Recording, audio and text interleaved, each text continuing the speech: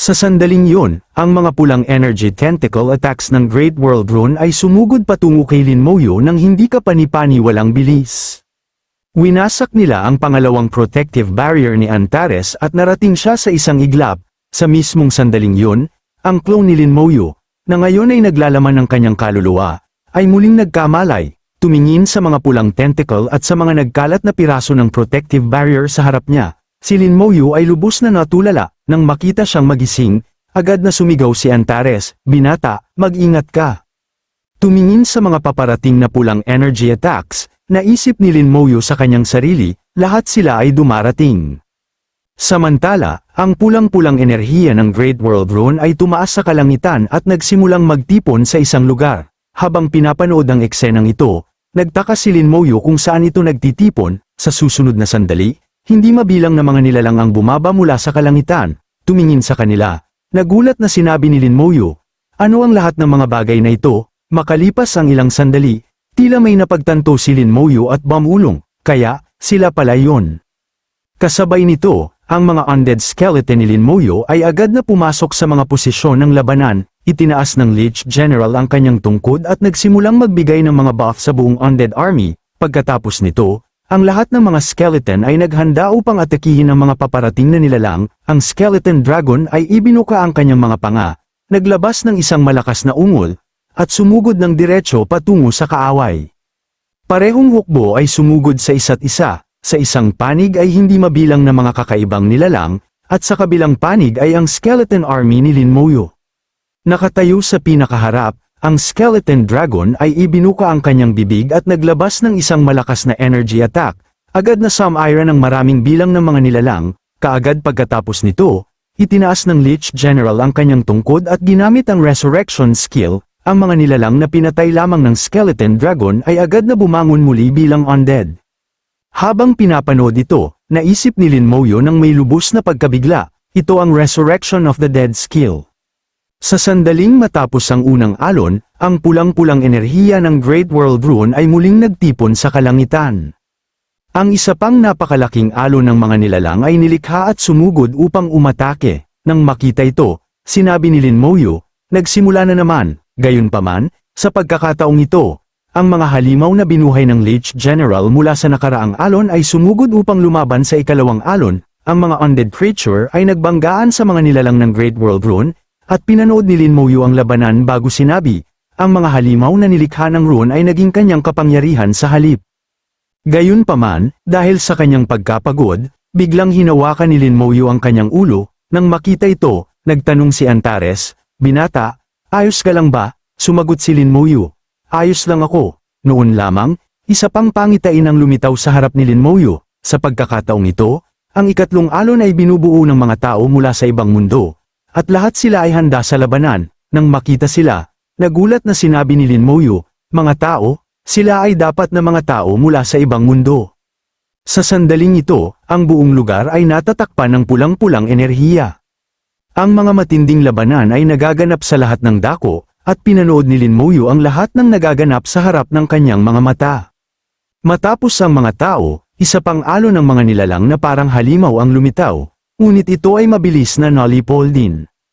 Pagkatapos nito, itinaas muli ng Lich General ang kanyang tungkod. Agad siyang lumikha ng isang malakas na undead warrior upang lumaban sa susunod na alon. Nang makita ito, labis na nagulat si Lin Moyo. Ngunit bago pa siya matapos magsalita, napansin niya na ang bagong ipinatawag na undead ay may hawak na nagniningas na gintong palakol at naglalabas ng napakalaking kapangyarihan. Di nagtagal, ang Skeleton King at ilang iba pang malalakas na undead ay lumitaw din. Habang pinapanood sila, nakita ni Lin Moyo ang Skeleton King na itinaas ang kanyang espada at naglabas ng isang malakas na hagupit na pumutol sa mga paparating na nilalang. Ang iba pang undead ay sumugod din sa labanan. Ang labanan ay sumiklab sa buong battlefield. Lahat ay nakikilahok sa labanan at ang buong lugar ay puno ng digmaan. Habang pinapanood ang lahat sa harap ng kanyang mga mata, naisip ni Lin Moyo ng may lubos na pagkamangha. Ano ang eksaktong mga bagay na yun na nakita ko? Nakikipaglaban ba siya laban sa kapangyarihan ng rune at ipinapakita ang kasanayan sa akin? Sa susunod na sandali, ang lahat ay bumalik sa normal. Ang kamalayan ni Lin Moyo ay bumalik sa kanyang orihinal na katawan at ang lahat ng nangyari lamang ay naglaho.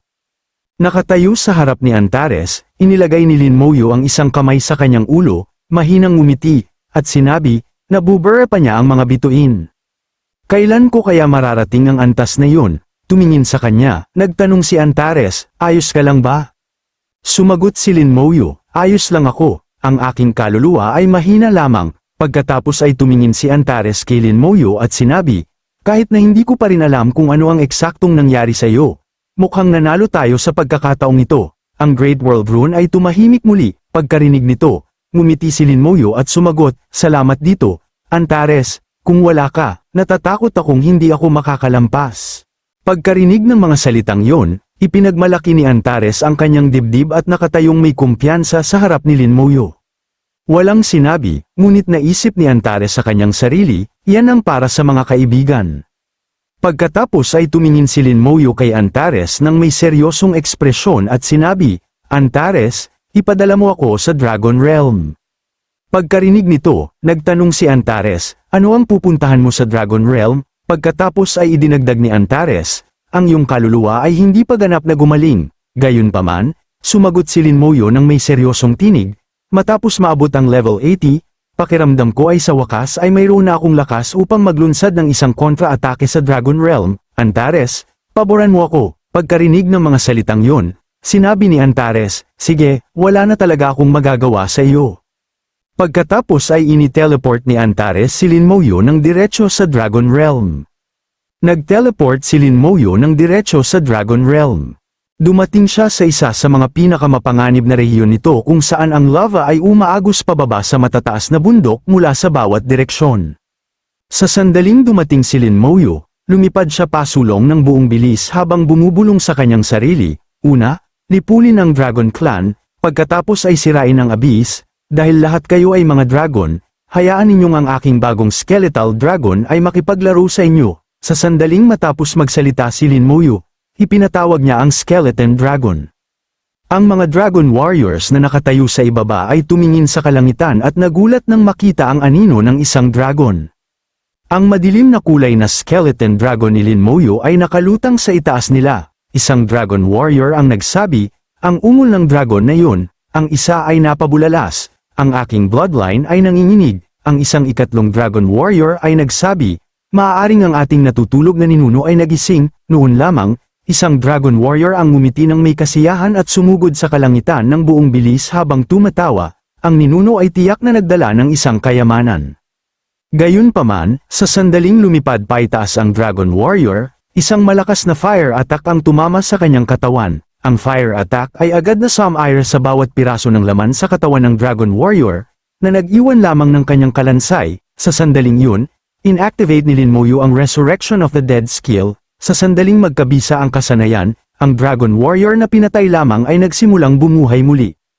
Habang pinapanood ang eksenang ito mula sa malayo, ang iba pang Dragon Warriors ay agad na naging alerto at nagsimulang tumingin sa paligid ng may pagkalito. Tumingin sa kanila ng may malamig na ekspresyon, sinabi ni Lin Moyo, hayaan ninyong maranasan ninyo ang lasa ng inyong sariling uri na nagpapatayan.